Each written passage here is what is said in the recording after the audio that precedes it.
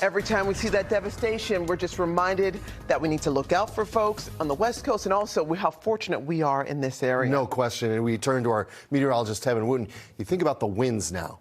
Yeah. Just intense right now. Yeah, absolutely. Unfortunately, it's going to get worse before it gets better yet again. We're still watching those Santa Ana winds develop. Yeah. And there's also, you have to keep in mind, too, a lot of air pollution, ash flying through the sky as well. So still, for the recovery efforts, it's not easy for folks trying to go back home. I mean, they can't because they're still on guard for more fires. Here's a look at the latest active fires right now. There's a new fire, by the way, that broke out yesterday. It's the Auto Fire, 0% contained. That's right outside of Calabasas. To the south and east, that's where the largest fire is right now burning. That's the Palisades fire, only 14% contained. Good news on the fire weather front here for the Hearst fire, about 97% contained, and there's the Eaton fire as well. But remember, the winds will pick up again today because of those Santa Ana winds. So we do see red flag warnings in red and high wind warnings in yellow, and a lot of this will be an east wind. So that is blowing in drier air from the deserts and working their way down across places like Santa Ana, Riverside, and also San Jacinto too, where those gusts could be between 35, maybe even 40 miles an hour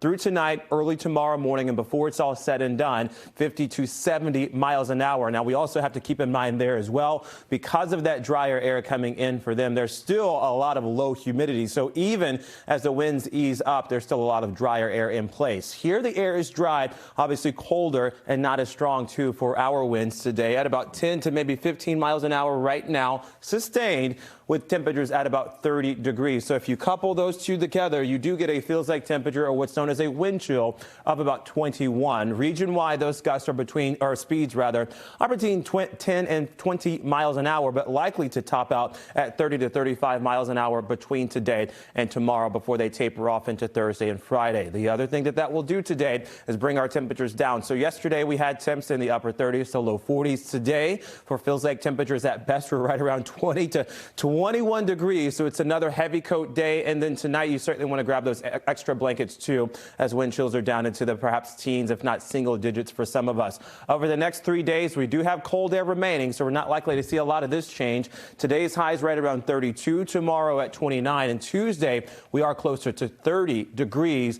On the other side of that, though, there is a warm-up that's on the way. So this will be Friday into Saturday and Sunday, and some of that will bring on the chance of rain showers, snow towards the north, but I think we'll see a quick clip of rain showers pushing in sometime Saturday afternoon and into early Sunday morning.